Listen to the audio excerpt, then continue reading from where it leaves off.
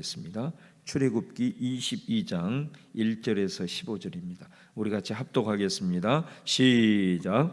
사람이 소나 양을 도둑질하여 잡거나 팔면 그는 소 한 마리에 소 5마리로 갚고 양 한 마리에 양 4마리로 갚을지니라. 도둑이 뚫고 들어오는 것을 보고 그를 쳐 죽이면 피 흘린 죄가 없으나 해 돋는 후에는 피 흘린 죄가 있으리라. 도둑은 반드시 배상할 것이나 배상할 것이 없으면 그 몸을 팔아 그 도둑질한 것을 배상할 것이요, 도둑질한 것이 살아 그의 손에 있으면 소나 낙이나 양을 막론하고 갑절을 배상할지니라. 사람이 밭에서나 포도원에서 짐승을 먹이다가 자기의 짐승을 놓아 남의 밭에서 먹게 하면 자기 밭에 가장 좋은 것과 자기 포도원에 가장 좋은 것으로 배상할지니라. 불이 나서 가시나무에 댕겨 낯가리나 거두지 못한 곡식이나 밭을 태우면 불러온 자가 반드시 배상할지니라. 사람이 돈이나 물품을 이웃에게 맡겨 지키게 하였다가 그 이웃집에서 도둑을 맞았는데 그 도둑이 잡히면 갑절을 배상할 것이요, 도둑이 잡히지 아니하면 그 집 주인이 재판장 앞에 가서 자기가 그 이웃의 물품에 손댄 여부의 조사를 받을 것이며, 어떤 잃은 물건 곧 소나 낙이나 양이나 의복이나 또는 다른 잃은 물건에 대하여 어떤 사람이 이르기를 이것이 그것이라 하면 양편이 재판장 앞에 나아갈 것이요, 재판장이 죄 있다고 하는 자가 그 상대편에게 갑절을 배상할지니라.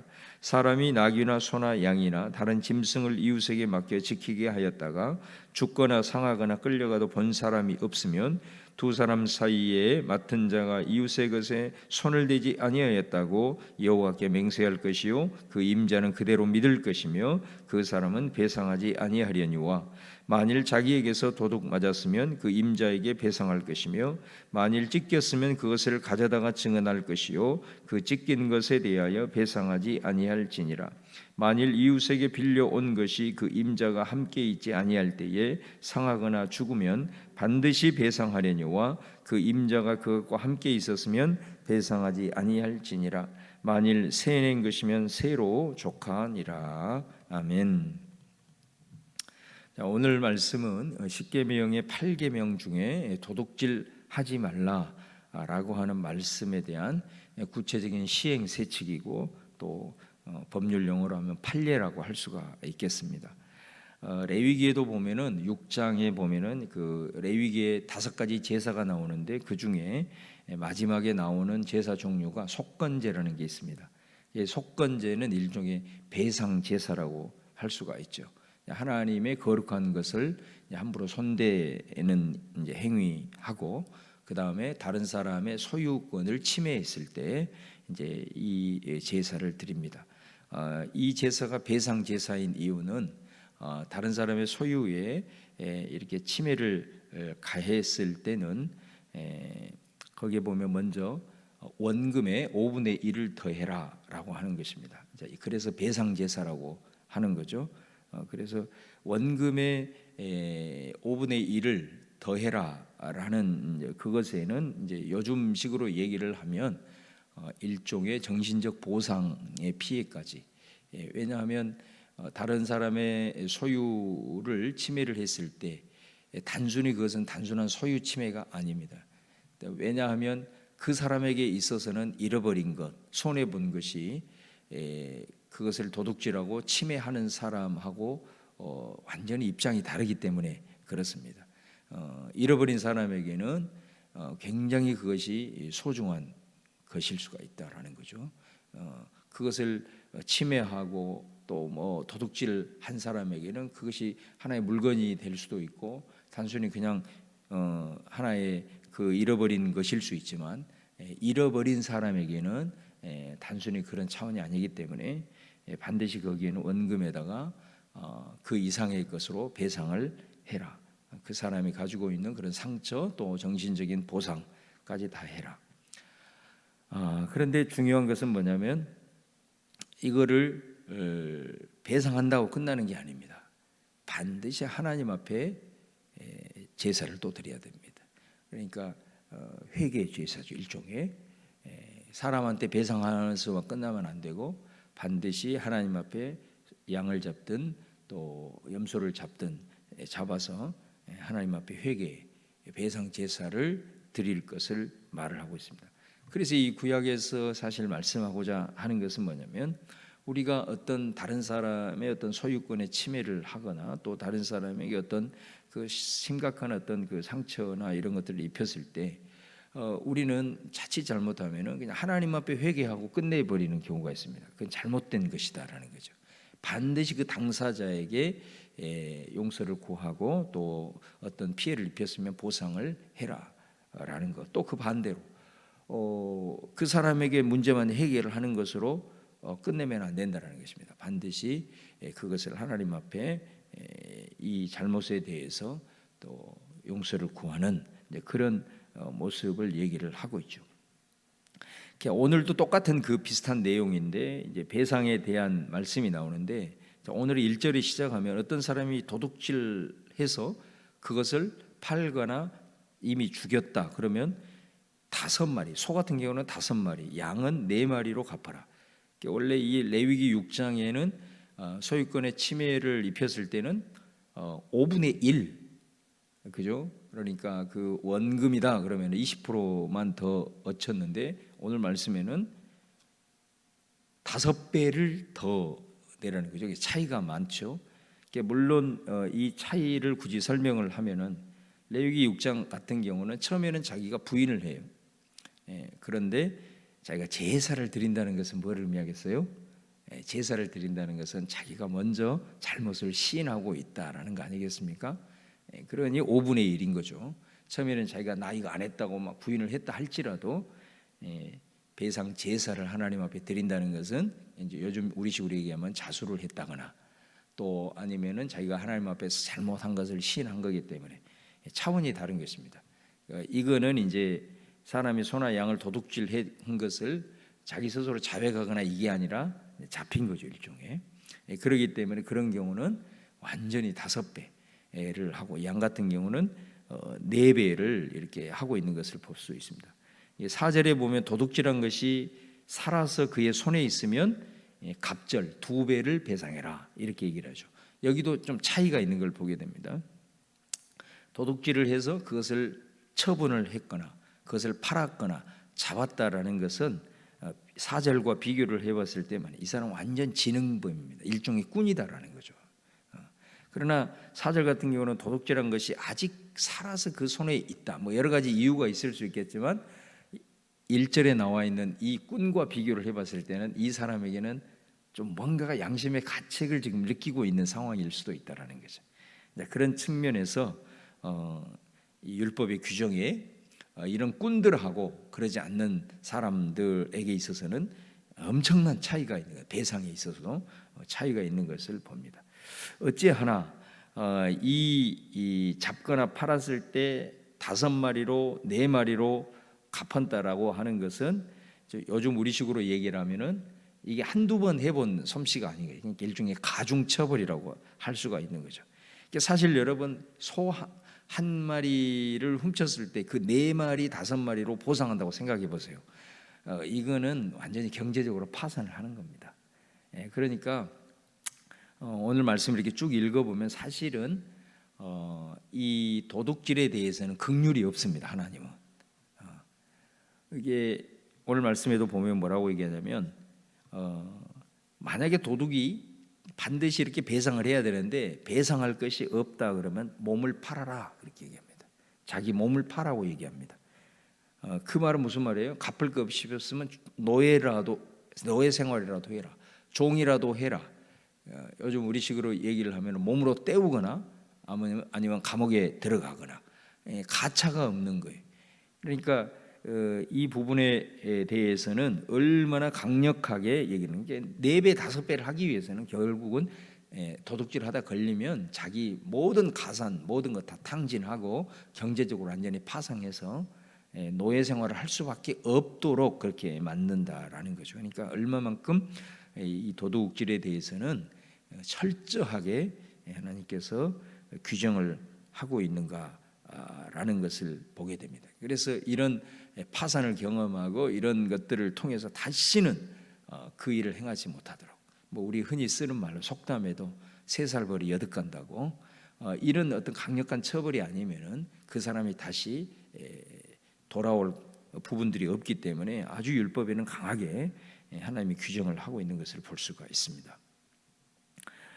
그 다음에 그 2절에 보면은 도둑이 뚫고 들어오는 것을 보고 그를 쳐 죽이면 피 흘린 죄가 없다. 이거는 이제 밤에 도둑이 들어온다. 도둑이 밤에 들어온다라는 것은 사람을 죽일 가능성이 많은 게. 그래서 밤에 도둑이 들어온다라는 것은 만약에 이 안에 있는 사람이 그 도둑을 쳐 죽였다 그러면 그 요즘식으로 얘기하면 정당방위가 된다는 거죠. 그 사람에게는 죄를 묻지 말아라. 그러나 3절에 보면은 해 돋은 후에 피 흘린 죄가 있으면 그 죄가 있다. 그러니까 뻔히 저 사람이 누군 줄을 아는 거예요. 그러니까 낮에 들어오는 것은 이 도둑이 사람을 죽인다라기보다는 이제 그런 의도가 있기 때문에 아무리 내 재산이 중요해도 그래도 사람의 목숨이 더 중요하다라는 것을 말씀을 하고 있습니다. 아무리 도둑이고 아무리 그런 자라 하더라도 그래도 재산보다는 물질보다는 사람의 생명이 소중하다. 그래서 낮에 저 사람이 누군지를 뻔히 보고 그 사람을 죽었다 그러면 요즘 용어로 얘기하면 그건 과잉 방화가 된다는 거죠. 그 피 흘린 죄는 반드시 존재하게 된다라는 것을 오늘 특별히 이제 말씀을 하고 있습니다. 아무리 그런 경우에 있어서는 내가 좀 재산상의 손해를 보는 한이 있더라도 생명을 죽이는 것에 있어서는 심각하게 생각해야 된다라는 것을 율법에 강조하고 있는 것을 볼 수가 있습니다.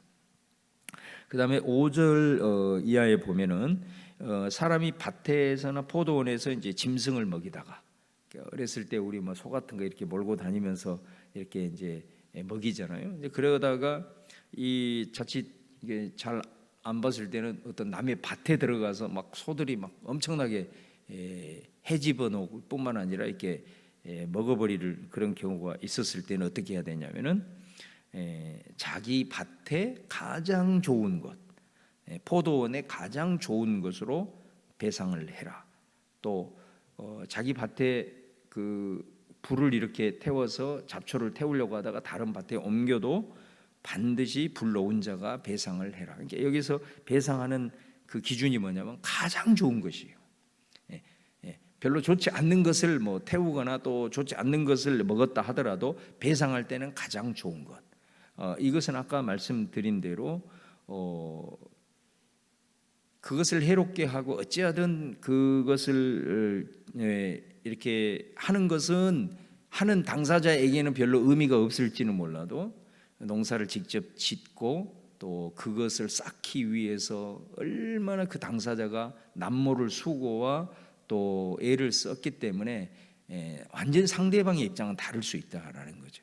그렇기 때문에 배상을 했을 때는 그 사람의 그런 마음, 또 그런 수고, 이런 모든 것까지 해서 가장 좋은 것으로 배상을 할 것에 대해서 이제 말씀을 하고 있는 것을 이제 볼 수가 있습니다. 7절 이하에 보면은 이제 약간 다른 경우가 나타나는데 사람이 돈이나 어떤 물품을 이제 이웃에게 맡기는 겁니다. 맡기는 경우는 예를 들어서 이제 맡겼는데 그 맡긴 집에서 그걸 잃어버린 거죠. 그것을 잊어버린 거예요. 자, 이랬을 때는 도둑이 잡혔다 그러면 그 도둑이 이제 배상하면 되지만 도둑이 안 잡힌 거예요.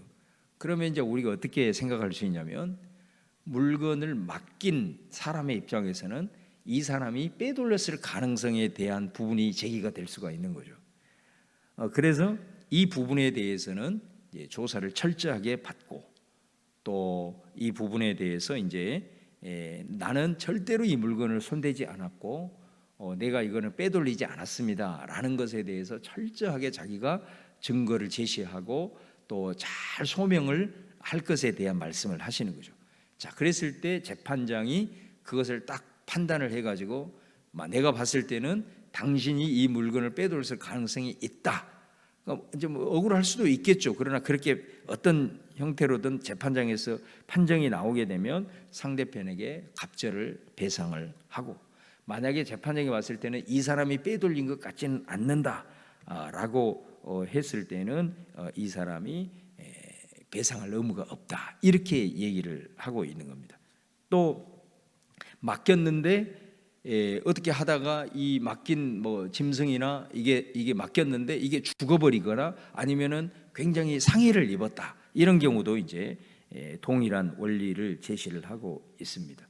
여러분, 여기에 보면은 어떻게 보면 잃어버린 것은 똑같단 말이죠. 잃어버린 것은 똑같은데 이 앞부분의 5배, 4배와는 아주 큰 차이를 보이고 있습니다. 이게 왜 그랬을까요? 이 부분을 한번 제가 곰곰이 이렇게 생각을 해보니 여기에서 이 물건을 맡긴다라고 하는 것은, 이것을 맡아준다라고 하는 것은 이 사람들은 아주 경제적인 약자일 가능성이 많습니다. 부자의 것을 잠시 맡아주고 그 맡은 것으로 인해서 조금의 유익을 얻는, 이렇게 살아가는 사람들이 굉장히 경제적으로 약자고 또 가난한 그런 사람일 가능성이 많다라는 거죠. 그런 부분들에 대해서도 율법에는 세세하게 이런 사람들에 대해서는 그런 잃어버리고 그랬을지라도 그런 꾼들이나 이런 진짜 도둑들과는 완전히 다른 그런 차원의 아주 배려를 또한 해주고 있는 것을 우리가 이제 볼 수가 있습니다. 여러분, 어쨌든 오늘 이 도둑질 하지 말라, 이 8계명에 대한 말씀을 이렇게 여러 가지 판례를 통해서 우리에게 제시를 하고 있는데, 사실 여러분, 도둑질은 첫 번째 어떻게 이루어지냐, 먼저 자신 안에 있는 욕심으로 인해서 도둑질이 이루어진다라는 거죠. 내 안에 있는 탐욕, 욕심. 그런데 절대로 욕심만 가지고는 도둑질이 안 이루어진답니다. 도둑질은 탐욕 플러스 게으름이 있어야 합니다. 그래서 도둑질이 무서운 거예요. 부지런한 사람은 절대로 도둑질을 하지 않습니다. 욕심이 있고 거기에다가 게으름이 플러스가 됐을 때 도둑질을 한다는 거예요. 성경에서 보면 하나님이 싫어하는 악 중에서 가장 큰 악 중에 하나가 게으름입니다. 악하고 불의한 종아, 이렇게 얘기하죠. 그래서 이 도둑질에 대해서는 오늘 너무나도 철저한 배상을 요구를 하고 있습니다. 그러니까 도둑질 한번 했을 때는 네 가산이 완전히 탕진되고 완전히 너 엄청난 비싼 대가를 지불해야 될 것에 대한 강력한 처벌 규정을 하나님이 말씀한 이유도 그 심령 속에 탐욕과 게으름과 이런 것이죠. 수고하고 땀 흘리고 이런 것이 아니라 그런 부분들이 다 깔려 있는 거죠. 그런 자세는 하나님의 특별히 사람으로서는 합당하지 않는 자세가 되는 거죠. 그렇기 때문에 철저하게 갚을 것이 없으면 네 몸을 팔아 노예가 되고 종이 되는 한이 있더라도 이 부분에 대한 버릇은 반드시 고쳐야 되고 그것에 대한 대가를 묻고 있는 것을 볼 수가 있습니다. 그 다음에 그거를 배상을 한다 하더라도 그것이 이제 어떤 악의적인 것이든 악의적인 반드시 배상은 이루어져야 되는데, 배상을 할 때는 그 상대방을 향한 그 마음을 철저하게 고려를 해라라는 것을 말하고 있는 거죠. 정신적인 보상을 철저하게 해 주어라. 네가 훔친 것하고 잃어버린 사람하고는 완전히 다르기 때문에 이 규정에 대한 배상에 대한 규정 속에는 정말로 다른 사람의 것을 귀하게 여겨라. 이 말씀을 다 요약하는 예수님의 계명이 뭡니까? 내 이웃을 네 자신같이 사랑하라. 네 몸이 소중하든 다른 사람도 소중하고, 네가 가지고 있는 것 소중하든 다른 사람이 가지고 있는 것 똑같이 소중한 것이니 배상을 할 때는 철저하게 배상하고 상대방의 정신적인 보상까지 완벽하게 이루어지도록 해라라는 것을 말씀합니다. 여러분, 우리가 살아가면서 도둑질은 아니라 하더라도 실수로라도 상대방에게 이렇게 좀 손해를 입힌 경우가 없을 수는 없습니다. 살아가면서.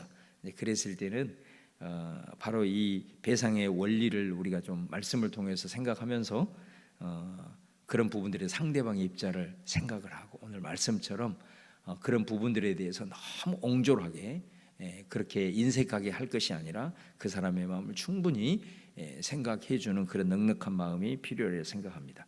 바로 이 율법의 내용을 어떻게 보면 신약에 있어서 가장 잘 실현한 사람이 뭐냐면 삭개오라는 사람입니다.